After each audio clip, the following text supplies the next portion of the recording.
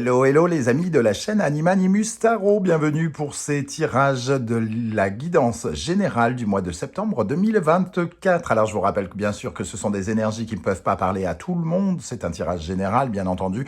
Je vous invite à faire preuve de bon discernement et à prendre uniquement les messages qui vibrent avec ce que vous vivez.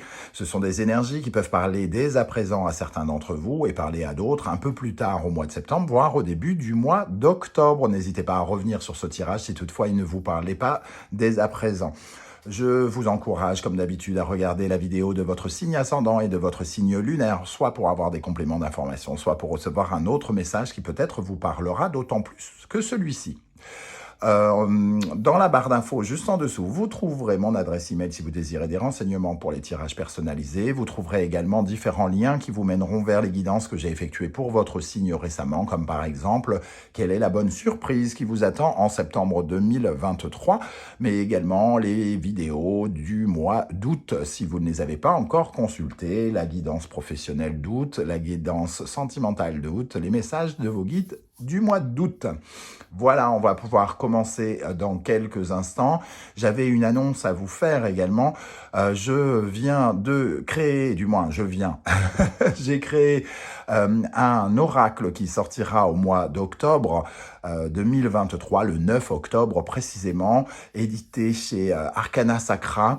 Je vous invite dans le lien, avec le lien qui est juste en dessous de découvrir ce magnifique oracle que j'ai le plaisir de vous faire découvrir, que j'aurai le plaisir de vous faire découvrir très très vite sur la chaîne, l'oracle du soleil levant.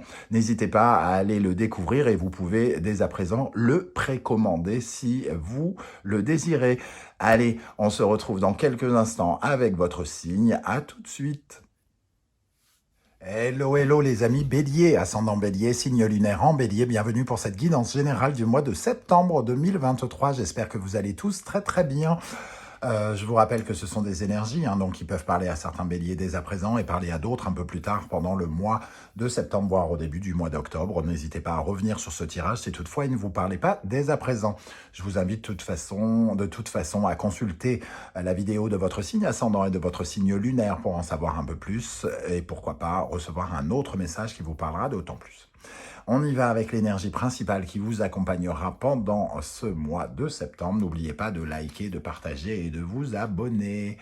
Merci. Ici, nous avons le jugement, le magnifique jugement, une très très belle carte qui nous parle d'annonce, qui nous parle de dégagement d'une situation, de libération, de nouvelles chances, de renaissance, j'ai envie de dire, ici. Donc, en tout cas, le jugement nous pousse à nous faire connaître ou à faire connaître quelque chose qui était jusqu'alors peut-être encore caché. Le jugement, c'est la sortie d'un livre, c'est l'annonce de quelque chose qu'on ne connaît peut-être pas encore, mais qui vient clarifier, qui vient nous accorder une seconde chance. C'est une certaine forme de réussite. On vient ici sonner la trompette de la victoire pour vous réveiller de votre torpeur. Donc, et quelque part, quelque chose qui est à l'intérieur ou qui est caché, qui est retenu et lâché à l'extérieur, à la vue de tous, j'ai envie de dire. Donc, des éclaircissements qui sont très bienvenus. En dos de deck, nous avons la maison Dieu qui apparaît à l'endroit, un nouveau challenge, quelque chose qui dépasse peut-être vos espérances, la maison Dieu. On voit en tout cas une très très belle carte avec la maison Dieu et la roue de fortune, le soleil. J'ai l'impression quand même qu'il y a quelque chose d'important qui arrive pour vous et qui va transformer un peu la suite des événements, voire la suite de votre vie pour certains. Quelque chose de très important, une grande transformation positive pour vous et qui commence là ces prochains temps avec le mois de septembre. Une jolie rentrée en perspective pour vous les amis Bélier. On va essayer d'en savoir un peu plus avec le reste du tirage. Et évidemment, la deuxième colonne viendra compléter. Alors, quel sera votre état d'esprit, les amis Bélier, pour aborder le mois de septembre. Un très bel as de bâton, un nouveau projet, une nouvelle motivation, une nouvelle aventure qui commence ici, un nouveau désir, une nouvelle passion peut-être aussi. En tout cas, énormément, c'est vraiment l'étincelle qui revient peut-être pour certains d'entre vous, quelque chose qui commence, qui vous enthousiasme beaucoup, qui vous excite peut-être même. Voilà, vous êtes tout excité à l'idée de ce commencement ici. Bon, un nouveau projet, un nouveau mouvement, un nouveau voyage, une nouvelle aventure. Quel est votre principal défi pendant ce mois de septembre? Le chariot. Bon, c'est magnifique. Alors, c'est quand même votre défi. Donc, le défi ici, ça va être de garder les rênes, hein, de continuer à la progression. Il y a une véritable progression qui se propose à vous et on va vous inviter ici à tenir les rênes du véhicule, hein, de garder la maîtrise de ce succès pour vous emmener jusqu'au succès, jusqu'à la victoire, jusqu'à la récompense. Quelque part, ici, on vous invite à garder les rênes et surtout à croire en votre réussite et en votre victoire. Ça va être important ici, votre défi. Hein. De mettre toute votre énergie aussi dans cette victoire, dans ce succès, de garder le contrôle de cette réussite. Alors, peut-être que c'est quelque chose qui va vous faire, par exemple, extrêmement plaisir et il va falloir quand même concentrer vos énergies sur le maintien de cette réussite. Quel événement va marquer votre mois de septembre? Le chevalier d'épée qui va très très bien avec ce jugement puisque le chevalier d'épée arrive avec des nouvelles, avec des annonces, avec des éclaircissements. Il vient nous apprendre quelque chose. Alors c'est vous qui peut-être apprenez des choses autour de vous. Vous annoncez que vous avez, je sais pas, peut-être pas gagné au loto, mais en tout cas que vous avez réussi quelque chose. Ou alors on vient éclaircir votre lanterne et vous donner de très très bonnes nouvelles avec ce chevalier d'épée hein, qui va très très bien ici. Un effet d'annonce quelque part avec ce chevalier d'épée. Qui nous parle peut-être d'avoir remporté une bataille, hein, quelque part. Dans ce qui va vous aider, le 6 de bâton, magnifique, on nous parle de réussite, de succès, hein, le 6 de bâton, c'est encore qui va très très bien, elle, avec le chariot. On a ici l'énergie du leadership, de devenir une source d'influence, d'être observé peut-être particulièrement ici. Ce qui vous aide, c'est d'inspirer les autres, que votre succès inspire les autres, par exemple, et c'est de faire preuve d'énormément d'optimisme, de croire absolument en la victoire. Si vous n'avez pas l'impression de l'avoir totalement atteinte là, mais qu'une très bonne nouvelle arrive, on vous dit, croyez en cette victoire, quoi qu'il en soit. Qu'est-ce qui pourrait vous freiner maintenant? La lune. Alors, qu'est-ce qui peut vous freiner? La lune, certaines peurs, certaines angoisses. Votre imagination pourrait vous jouer des tours. Vous pourriez vous focaliser sur des choses un peu négatives ou regarder, je sais pas, par exemple, le verre à moitié vide, c'est-à-dire on a un effet d'annonce, il y a quelque chose qui qui s'annonce sous les meilleurs auspices, et vous vous dites, eh oui, mais ça va peut-être pas marcher, et oui, mais il n'y a rien de sûr, c'est pas sûr que j'y arrive, oui, il y a un nouveau projet, mais je suis pas sûr que ça fonctionne. Donc, vous vous basez sur des émotions négatives et sur des schémas peut-être familiaux, d'échecs ou de choses comme ça qui pourraient vous ralentir. Votre défi, c'est de rester concentré sur le positif, sur le côté gagnant de votre personnalité actuelle avec le 6 de bâton, de limite, j'ai envie de dire, de surfer sur une certaine forme de succès. Émotionnellement, affectivement, du côté du cœur, des émotions ici, comment ça va se passer?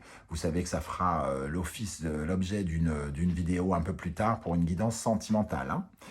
Nous avons justement l'amoureux. Alors, l'amoureux ici nous parle d'être en osmose avec soi-même, avec son reflet, avec son jumeau, de se sentir aimé, j'ai l'impression tout simplement, de plaire, d'aimer, d'être aimé par les gens. Donc il y a un aspect extrêmement positif dans l'émotionnel, dans le relationnel ici avec l'amoureux.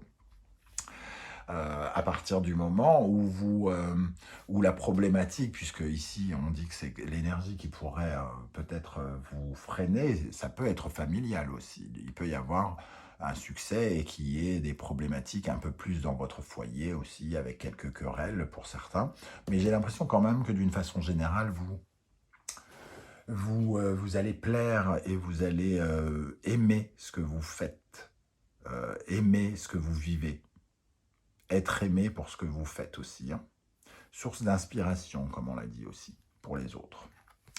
Dans le domaine du concret, du matériel, du financier, du professionnel, nous avons l'énergie de la reine d'épée. Une énergie de décision ici. On reçoit des éclairages. On le disait ici, hein, quelqu'un qui arrive avec des nouvelles. Et ici, la reine d'épée, elle est très éclairée. Elle a beaucoup de discernement, de lucidité, d'intelligence. Elle prend des décisions, elle sait quelle décision elle doit prendre. Donc il y a quelque chose de très tranché ici, de très basé sur la logique, le raisonnement, l'intelligence, plus que sur le cœur. Mais une très belle carte aussi, hein, de discernement. Ok. Dans le domaine spirituel, psychologique, nous avons le grand prêtre, magnifique. On sent une renaissance ici, mais ici une évolution aussi spirituelle. On grandit, on évolue spirituellement, on acquiert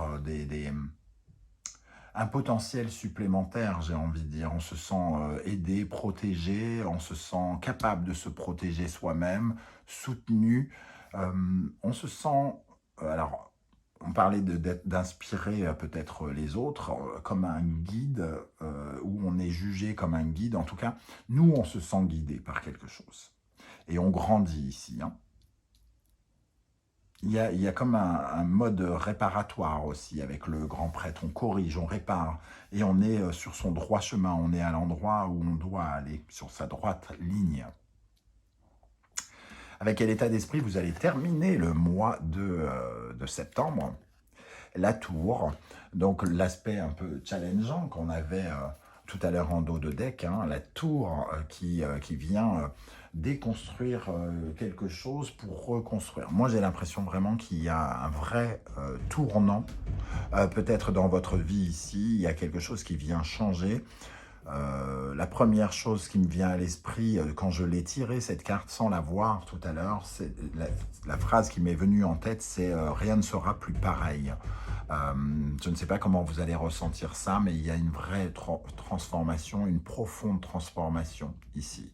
On tourne vraiment une page pour aller vers quelque chose de nouveaux challenges, de nouvelles constructions, de nouveaux bouleversements quelque part. Ok, alors très puissant, hein, très positif et très puissant ce début de tirage. On va regarder maintenant avec la deuxième colonne pour compléter votre état d'esprit avec le tarot symbolon et l'as de bâton. Nous avons le taureau, poisson, Vénus et Neptune. Ici, vous plantez, c'est le jardin des esprits, vous plantez un arbre pour qu'il devienne grand. C'est un peu la graine que vous offrez au monde pour l'avoir poussé, c'est un de vos rêves. Alors, est-ce que c'est un rêve qui se réalise ou est-ce que vous avez encore un nouveau rêve à réaliser ici avec ce nouveau projet? En tout cas, on est connecté avec un rêve qui a enfin de la valeur, qui devient peut-être concret. Ce rêve. Hein. Pour moi, il y a un rêve qui devient concret pendant le mois de septembre ou au début du mois de septembre. Quel est votre principal défi avec ce chariot? Donc, on parlait de garder les rênes, hein, de tenir les rênes. Et ici, on a le Verseau Uranus. Garder les rênes par rapport à ces changements, rester focalisé sur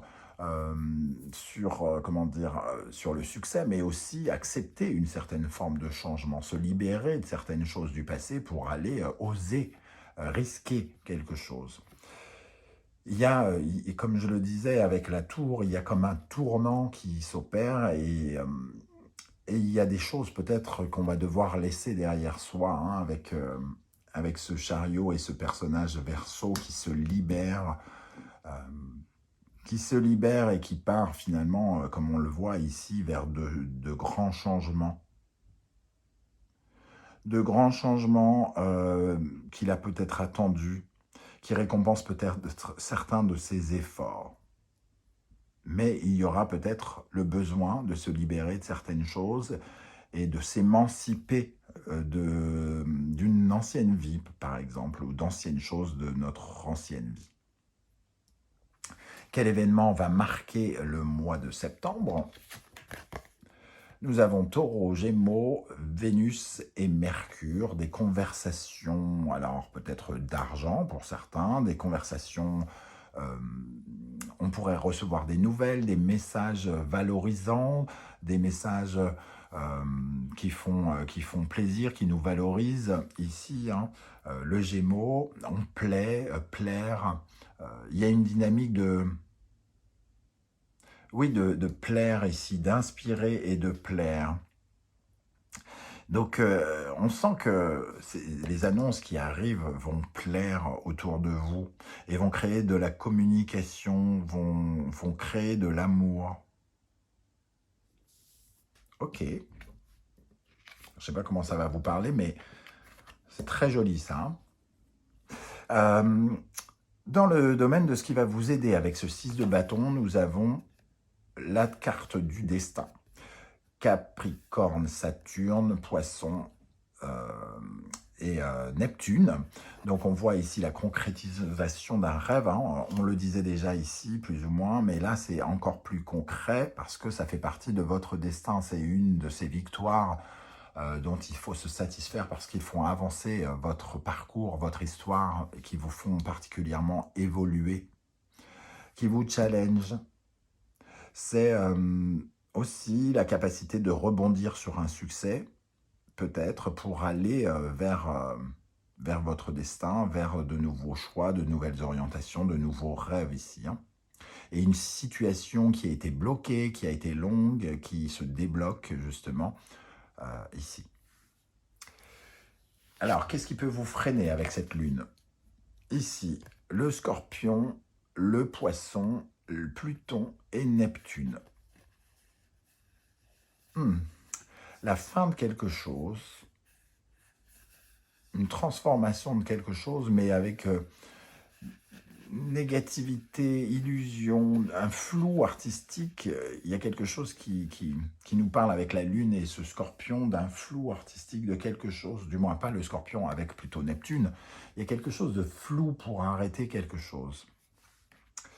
Donc on se pose des questions, on s'interroge, on hésite, on est un peu négatif par rapport à quelque chose qui doit s'arrêter, quelque chose qui doit changer. Et c'est ici, notre défi, on doit se libérer du passé, hein, ici, et peut-être qu'il y a quelque chose dans le passé ici dont on a du mal à se séparer, et c'est ce qui nous freine. Dans le domaine émotionnel, avec l'amoureux, nous avons le Scorpion, Pluton, Capricorne, Saturne.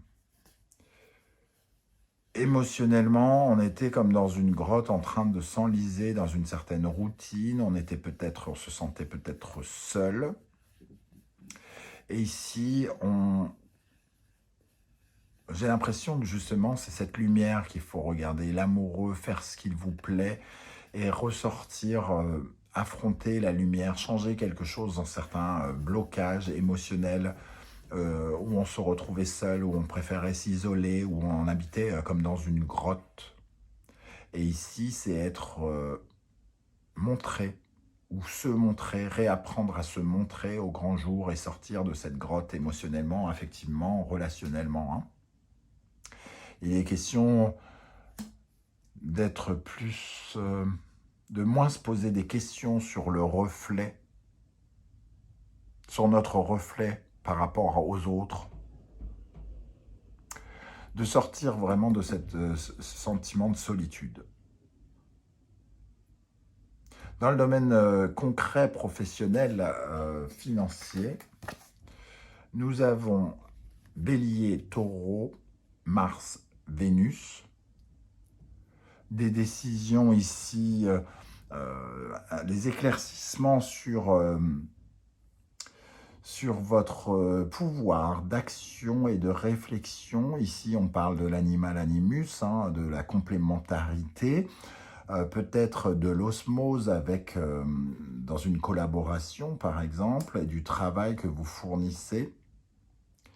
Ici, on parle d'une nouvelle activité qui rapporte, par exemple, d'une décision, on sait ce qu'on doit décider pour faire rapporter une décision. Donc on acte certaines choses, on prend certaines décisions dans le concret pour agir. Ça peut être en lien avec ce qui vous paralyse ici, hein,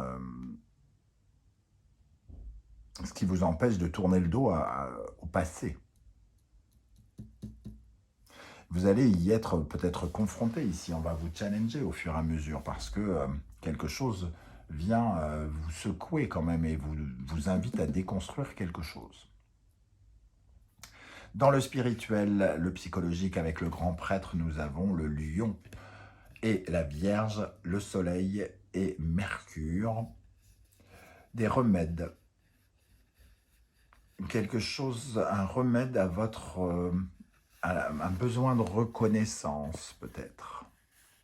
Avec le soleil et le lion, on a besoin d'être reconnu. Et ici, on a le chariot, le 6 de bâton, qui nous dit qu'on est, entre guillemets, valorisé, qu'on est mis en avant, que quelque chose est mis en avant. Et nous, on a besoin de régler quelque chose avec notre ego.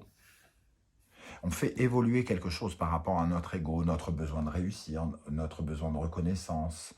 Alors soit, justement, on en a un petit peu plus qu'avant et ça nous aide, ou soit on en avait trop et on en a un peu moins parce que finalement, ici, avec ces médicaments, on trouve des remèdes à cet ego. On soigne avec la Vierge quelque chose d'égotique, le besoin de briller, le besoin de mériter. C'est là où on progresse.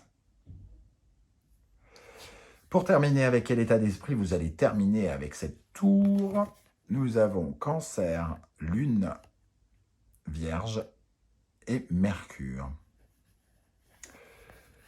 C'est une mère qui console son enfant. Ça nous parle de sécurité, ça nous parle de sécuriser sa vie professionnelle.